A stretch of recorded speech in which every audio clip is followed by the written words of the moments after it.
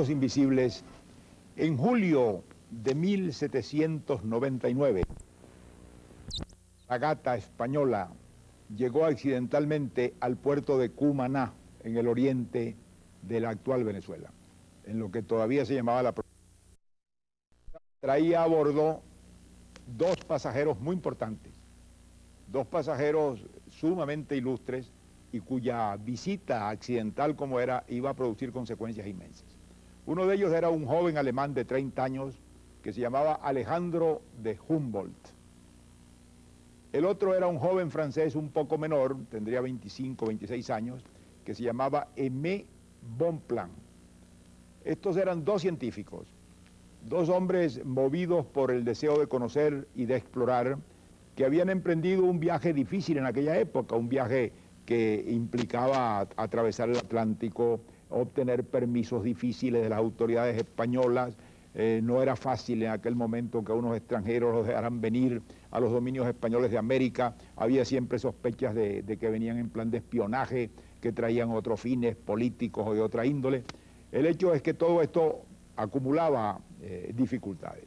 Este joven Humboldt de 30 años que llega era un gran naturalista, un hombre que ya en su juventud se había puesto al tanto de todos los avances que ocurrían en su tiempo, que fueron muchos, en las ciencias naturales.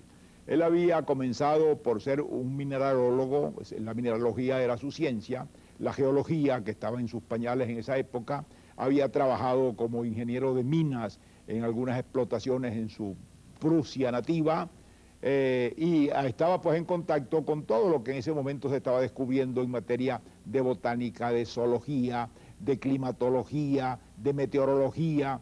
Su curiosidad era universal en todos estos ramos de la ciencia. Él pertenecía a una distinguida familia alemana, había nacido en Berlín, tenía medios de fortuna, lo cual pues lo ayudó a poder hacer estas cosas. Y después que él pasa este periodo largo de su vida en la propia Alemania, estudiando, investigando y preparándose, hay una ansia que lo mueve y es la de recorrer el mundo. El gran laboratorio de las ciencias naturales para un europeo de fines del siglo XVIII era el planeta.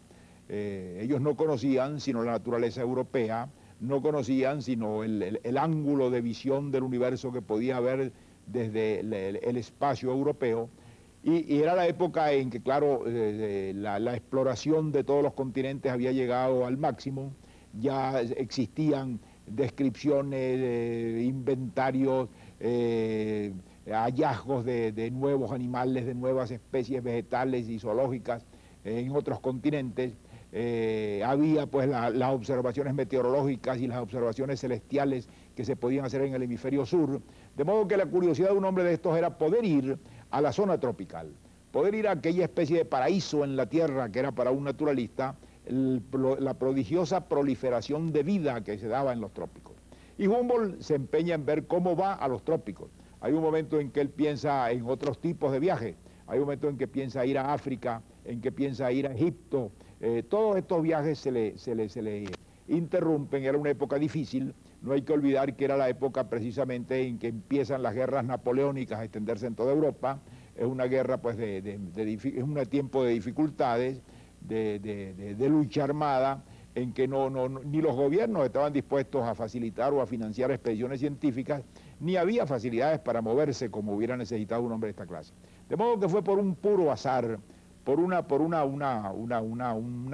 conjunto de condiciones favorables, que Alejandro de Humboldt y Bonpland logran que la corte española autorice este viaje, y entonces se embarcan en, por cierto, una fragata que tenía un nombre muy simbólico, se llamaba la fragata Pizarro, es decir, con el nombre del gran conquistador del Perú, y salen en una navegación que los lleva desde La Coruña hasta las Canarias. En las Canarias hacen unas primeras investigaciones científicas, suben al Teide, van a medir la altura efectiva del Teide, van a hacer observaciones sobre la vegetación, van a encontrar muchas cosas nuevas.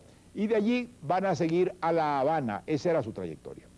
Pero cuando en aquellas navegaciones que dependían mucho del viento, de las corrientes marinas, que no tenían la exactitud que más tarde llegaron a tener las navegaciones con medios mecánicos, ellos derivan un poco hacia el sur y la navegación se prolonga y estalla a bordo, como era muy frecuente en eso, estalla una epidemia. estalla una epidemia de tifus, mueren algunas personas, y entonces resuelven buscar el puerto más cercano. De modo que el puerto más cercano que en ese momento encuentran es Cumaná. Y por eso, en julio de 1799, el Pizarro se presenta en el puerto de Cumaná y desembarca a sus pasajeros. Y es por este azar, por este accidente, que Alejandro de Humboldt, en lugar de ir directamente a La Habana, que era donde iba, llega a la costa venezolana y desembarca en Cumaná. Aquí comienza un periplo muy importante de la vida de este hombre y un periplo muy importante para la historia de este país, porque Humboldt va a ser una especie de descubridor, de revelador, de inventariador de la naturaleza venezolana y podríamos decir, sin exageración ninguna, que después del descubrimiento físico de América, que después de la revelación de la existencia de la masa continental, de sus civilizaciones y de sus aspectos, el hecho más importante que siguió fue la revelación científica que hizo del continente americano en sus obras Alejandro de Humboldt. De modo que eso fue un azar sumamente beneficioso, el que ese hombre llegara a Venezuela y permaneciera en Venezuela 16 meses, porque eso hizo que Venezuela, a partir de ese momento, fuera uno de los países americanos cuya naturaleza fuera mejor conocida, mejor explicada, mejor investigada por el deseo, la voluntad y la curiosidad sin límites de este joven alemán. Él llega con Bonpland y llegan, claro, con un equipo muy grande de los aparatos científicos que había en esa época. Traen barómetros, traen sextantes, traen aparatos de toda índole para medir la humedad del aire, para medir las alturas, para determinar la posición con respecto a los astros, traen preparaciones para recoger muestras de animales, de plantas, de piedras, de modo pues que ellos traen todo un equipo de lo más avanzado que había científicamente en ese momento, y todo eso está financiado por el propio bolsillo de Humboldt. Humboldt consume gran parte de su fortuna personal en preparar esa expedición y en mantenerla. Hoy en día nosotros pensamos de una expedición científica en los términos de las comodidades y de las facilidades de que disponemos hoy, pero en aquella época no era así, las comunicaciones eran muy difíciles. Humboldt tenía, de cada muestra que recogía de vegetal, de planta o de mineral, o de cada puntuación o anotación que hacía, él tenía que hacer 3 envíos distintos, mandar a Europa por 3 vías diferentes, 3 muestras de cada una de las cosas, 3 descripciones de cada una de las descripciones que hacía, 3 documentaciones separadas, para tener la seguridad de que siquiera una de ellas podía llegar a su fin. Y muchas veces no llegó ninguna de las 3, porque eran épocas de guerras, de comunicaciones difíciles, en que todo esto dependía de azares infinitos. Humboldt se queda en Cumaná un tiempo largo, casi 4 meses. Su primera impresión es de deslumbramiento.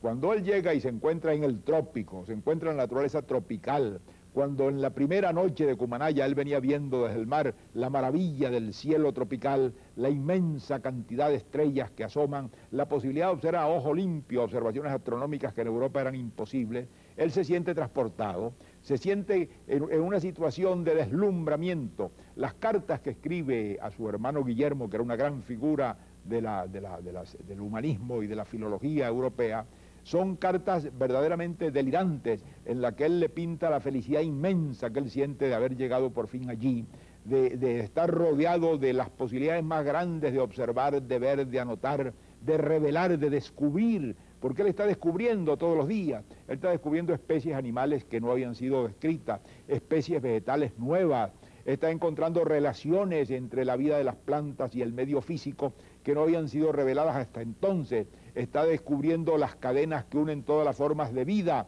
para crear esa especie que hoy llamamos esa red ecológica que une en un territorio dado todas las formas de vida. Es el hombre que echa las bases de lo que más tarde se llamó la geografía de las plantas, porque él va descubriendo cómo la posición geográfica, cómo la altura sobre el mar va modificando los tipos de plantas que aparecen y hacen que unas existan y otras no. De modo que ese viaje de Humboldt va a ser un viaje sumamente fructífero, no solamente porque revela la realidad de la naturaleza de países hasta entonces muy poco conocidos, sino porque va a echar las bases de una enorme cantidad de ciencias nuevas a base de sus observaciones y de la relación entre unas y otras. No se queda en Cumaná, desde luego, Humboldt, con su aparataje científico que despertaba la curiosidad de aquella gente poco acostumbrada a ver un despliegue de equipo de esta clase, Él se interna inmediatamente en la región oriental de Venezuela, va a viajar por todas esas selvas que están en los alrededores y en las cercanías de esa parte oriental, va a llegar hasta el comienzo de los llanos de Monagas, va a visitar la cueva del Guácharo, va a ser uno de los primeros que describe a los guácharos, los estudia, los analiza, hace una disección, y luego pues va describiendo todas las especies que va encontrando, se pone en contacto con los misioneros, porque eran los únicos sitios donde él podía llegar a las misiones, de modo pues que va recolectando en esos 4 meses una información inmensa sobre la región oriental de Venezuela. Y luego, al terminar ese periodo, él se marcha a Caracas a los 4 meses. De modo que llega a Caracas ya a fines de 1799. Caracas era entonces una ciudad bastante grata, tenía unos 40.000 habitantes, el valle pues era muy hermoso, con un clima muy grato, la sociedad era una sociedad culta y refinada que reciben a Humboldt muy bien y él se impresiona muy gratamente. Las cosas que observa Humboldt desde que llega son muy interesantes para nosotros, los venezolanos de hoy. Él viene, claro, por el viejo camino de los españoles desde La Guaira a Caracas. Y él describe que cuando llega a la parte más alta, allí había un lugar que era un lugar que llamaban La Venta, que era una especie pues de lo que dice su nombre, de pequeño comercio abierto donde se detenían los arrieros y los viajeros que venían en sus mulas a descansar, a refrescar, a cambiar de cabalgadura, a tomar cualquier cosa. Y allí pues se reunían gentes de distintas clases y se conversaba. Y Humboldt se impresionó mucho cuando llegó allí y se detuvo allí del tono de las conversaciones que oyó, porque él decía que eran gentes que tenían un sentido político muy desarrollado, eran gente que estaban muy al tanto de lo que pasaba en el mundo, de tal manera que él consideraba que esos caraqueños que él conoció allí, que vio allí de distintas clases, eran los criollos mejor informados de las situaciones del mundo y con más curiosidad política. De modo que esta es una de las primeras observaciones que podríamos atribuir a lo que llamaríamos más tarde el carácter venezolano. Desciende a Caracas y en Caracas es muy bien recibido por las autoridades españolas, por la sociedad, la gente joven le rodea. Él es un hombre que trae novedades y esto es un aspecto que valdría la pena estudiar, la influencia de la presencia de Humboldt en ese tiempo, en la Caracas de ese tiempo. En primer lugar, despierta la curiosidad muy grande por las ciencias naturales que eran muy poco enseñadas y estudiadas en la vida colonial. Este hombre que está herborizando, que sale todos los días a recoger especímenes de plantas, a estudiar costumbres de animales, a recoger muestras de piedras, despierta curiosidad en los jóvenes intelectuales de esa época que se ocupaban muy poco de la naturaleza.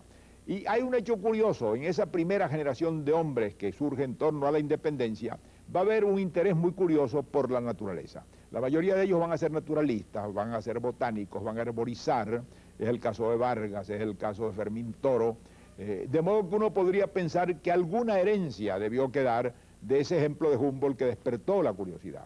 Luego, Humboldt hace otra cosa también que nos parece muy risible hoy en día y casi increíble.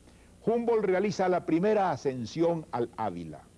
Es decir, en 300 años que Caracas estuvo a la falda del Ávila, a nadie se le ocurrió subir hasta arriba, o si se le ocurrió no lo hizo. Le parecía, no tenía espíritu para esta clase de cosas, no era habitual hacer esto. De modo que Humboldt es el primero que organiza una expedición para subir al Ávila y mucha gente se ofreció a acompañarlo, desde luego. La misión tenía por objeto para él estudiar la vegetación que había en la parte alta del Ávila, ver cómo se modificaba y medir la altura exacta de la montaña que tampoco se conocía. Los caraqueños de esa época pensaban que el Ávila era uno de los montes más altos del mundo, tenían un gran orgullo y de luego nunca lo habían medido. De modo que salió con una expedición numerosa de acompañantes que el propio Humboldt jocosamente dice que a medida que iban subiendo iba disminuyendo, la gente se iba quedando, se iba cansando, se iba regresando, hasta que él llegó a la cumbre con una parte muy pequeña de los acompañantes que salieron al comienzo, con unos vaquianos y con alguna gente muy reducida. El resto, el entusiasmo fue menor que la fatiga y se quedaron por el camino y se regresaron. Pero en fin, Humboldt hace la primera medición de la altura del Ávila, la primera descripción de la flora que existe en la parte alta de la montaña y desde ese momento pues incorporó un conocimiento más exacto de ese hecho físico tan importante para la ciudad. Y esto revela mucho su espíritu y su manera de ser y su curiosidad inagotable y la semilla que siembra. La otra semilla sin duda que debió sembrar Humboldt en la pequeña Caracas de la época fue la noticia del romanticismo. Él venía de una Europa en que la revolución romántica ya cobraba toda su fuerza. Venía de Alemania, donde esa revolución romántica había tenido mucha influencia. Su hermano Guillermo de Humboldt era uno de los grandes personajes del humanismo alemán de esa época y grande amigo de los grandes creadores literarios del romanticismo alemán, particularmente de Schiller y de Goethe. De modo que a través de Humboldt debió circular una información de esas novedades literarias y culturales que hasta ese momento no debían existir en la pequeña colonia. Y por último, sin duda, debió haber una propaganda política, porque Humboldt fue toda su vida, y en esa época particularmente, un hombre de convicciones democráticas y liberales, un admirador de la Revolución Francesa, un admirador de la República, un admirador de los ideales de igualdad y de derechos del hombre, y sin duda esto pues debió él comentarlo, comentando los grandes sucesos de la Europa de su tiempo, y esto debió contribuir a afirmar o a despertar curiosidades en esos jóvenes venezolanos que le rodearon y que fueron después más tarde los actores de la independencia, porque no hay que olvidar que Humboldt llega 10 años exactamente antes del 19 de abril. Luego Humboldt hace otras observaciones sobre la vida de Caracas. Él hace unas observaciones muy gratas del carácter de las gentes, del refinamiento de las gentes, de la educación de las gentes que le parecen excelentes, del trato, y hace observaciones que nos hacen sonreír. Había un solo teatro en la Caracas de esa época, y ese teatro se llamaba el Coliseo, por lo cual todavía en la Caracas actual subsiste una esquina que se llama la esquina del Coliseo, porque allí estaba ese viejo teatro. Era un corralón, lo que llamaríamos nosotros un corralón, es decir, un patio descubierto con un escenario al fondo, con algunas localidades muy rudimentarias, donde la gente se iban a ver representar comedias, Jerusalénes, un teatro muy sin calidad. Y Humboldt fue algunas veces, y él decía que le gustaba mucho ir, porque cuando el espectáculo no era atractivo, cosa que ocurría muy frecuentemente, él podía desquitarse haciendo observaciones astronómicas a cielo abierto, porque claro, como estaba abierto completamente, no tenía techo, él pues en lugar de ver con lo que llamaríamos el lenguaje de hoy a las estrellas del teatro de Caracas muy objetables, veía las verdaderas estrellas y hacía observaciones importantes para él desde su punto de vista científico. No duró mucho en Caracas Humboldt, porque su interés era, claro está, no Caracas, su interés era la naturaleza venezolana, y él quería llevarse un panorama completo de la distinta naturaleza en los distintos medios geográficos del país. Él fue el primero, por lo demás, que dijo que en Venezuela había 3 grandes zonas geográficas, que había la zona de la costa, que había la zona de los llanos y que había la zona selvática de las selvas del Orinoco. Esa primera visión de esa realidad la dio Humboldt. Entonces, claro, él tenía interés en recorrer todo eso, y se marcha de Caracas ya a fines del 99, pasa a Aragua, donde recorre todos los actuales valles de Aragua, hace muchas observaciones importantes, sociales, económicas y sobre todo científicas, y de allí se encamina hacia los llanos. Entra a los llanos, recorre los llanos y llega a Calabozo. Allí en Calabozo, él va con 2 curiosidades muy grandes que son muy curiosas, ¿no? Va en primer lugar con el deseo de conocer la llamada anguila eléctrica, eso que llamamos los venezolanos el temblador y que con un nombre más científico llaman el gimnoto, que es esa especie de anguila que tiene una carga eléctrica muy poderosa dentro y que se defiende haciendo descargas eléctricas que paralizan a veces hasta un caballo. A él le interesaba mucho conocer, en esa época la electricidad era una novedad muy grande científica, y a él le interesaba mucho conocer ese animal que cargaba una planta eléctrica dentro de él. Entonces logra, con mucha dificultad, porque los llaneros le tenían mucho miedo al temblador por sus descargas, que le acojan algunos tembladores que él logra estudiar. Él sufre en su persona, y lo mismo en plan algunas descargas que lo paralizan por horas, pero logra coger algunos, estudiarlos, abrirlos, ver cómo están hechos por dentro y en qué consiste la especialización orgánica que les permite producir y conservar electricidad sin que los dañe a ellos mismos. Y allí en Calabozo encuentra, a propósito de la electricidad, un personaje muy curioso del cual sabemos muy poco los venezolanos. Allí vivía en esa época un hombre que se llamaba Carlos del Pozo. Y en aquel calabozo, aquella ciudad aislada del mundo, como la Venezuela entera de esa época era aislada del mundo, cuando él llega a la casa de Carlos del Pozo le dice que abra la puerta, y Humboldt pone la mano en el pestillo, y al poner la mano sufre una descarga eléctrica. Y se asombra y se vuelve hacia Carlos del Pozo. Era que Carlos del Pozo, en el calabozo de fines del siglo XVIII, en un aislamiento muy grande, se había enterado de que existía la electricidad. Había logrado traer algunos libros que describían las primeras experiencias que se habían hecho en esa época en materia de electricidad, y se había puesto por su cuenta a fabricar aparatos eléctricos en el calabozo de fines del siglo XVIII, y para sorprender a Humboldt había organizado con uno de sus aparatos el que hubiera corriente eléctrica en el pestillo, y cuando Humboldt tocara, pues le diera una descarga. De modo que Humboldt recibe esta sorpresa extraordinaria de encontrar en aquel lugar tan apartado, un hombre que se preocupaba de la más grande novedad científica del momento, que era la electricidad. Y no solamente se ocupaba teóricamente, sino que por su cuenta y riesgo se había puesto a fabricar aparatos eléctricos y había llegado a fabricar, según dice Humboldt, algunos de bastante perfección. De allí sigue a través de los llanos hacia el Orinoco, el Apure y el Orinoco. Él tenía interés en llegar a la selva primigenia, a la gran selva orinoquense, y allí entra con una curiosidad abrumadora a ver los animales extraordinarios que él nunca ha visto, los caimanes, los caribes, las aves, los monos. Todo eso él lo va describiendo, recogiendo, inventariando, anotando, dibujando, con una paciencia infinita, aumentando aquel inmenso equipaje. Se embarca en curiaras para remontar el río, llega hasta los raudales de Atures y Maipures y los pasa con inmensas dificultades, acompañado de algunos indígenas. Y el deseo de él era llegar a verificar si existía verdaderamente esa inmensa curiosidad, rareza natural que se llama la conexión entre el sistema del Orinoco y el Amazonas, entre el Río Negro y el Orinoco a través del caño de Casiquiare. Ese es un hecho geográfico único en el mundo. No existe ningún otro ejemplo de una conexión natural entre dos sistemas hidrográficos distintos. Es el único caso, el del Orinoco con el Amazonas a través del caño de Casiquiare, y él quería verlo. Y claro, remonta con dificultades inmensas, a fuerza de remeros indígenas en aquellas embarcaciones muy primitivas, acampando en la orilla del río, sufriendo espantosamente de escasez de alimentos, de picaduras de insectos, porque esa es una región sumamente infectada de insectos de todas clases, y para un europeo como aquel, y en una época en que no había protecciones como hoy en día existen, era verdaderamente un tormento y una exposición continua de la salud. Sin embargo, él logra llegar, remontando hasta Río Negro, logra recorrer el caño de Casiquiare y logra verificar la existencia de esa conexión, que es Humboldt el primero que la ve. De modo que esto es un acto heroico, verdaderamente de voluntad, de conocimiento y de revelación de lo que era la realidad geográfica de aquella zona. De allí reinicia el descenso, entonces claro, ya iba en una posición mejor porque iba río abajo y no río arriba, y regresa, descendiendo el Orinoco, llega hasta la llamada Angostura, nuestra actual ciudad Bolívar. Que por cierto, allí hay un hecho curioso que él recuerda, que es que Bonpland cae enfermo, gravemente enfermo de una enfermedad digestiva. Había que ver la alimentación que hicieron estos hombres, que era una alimentación a la que no estaban habituados, comiendo cosas que nunca habían visto, y no tenía nada de raro que adquirieran enfermedades digestivas graves.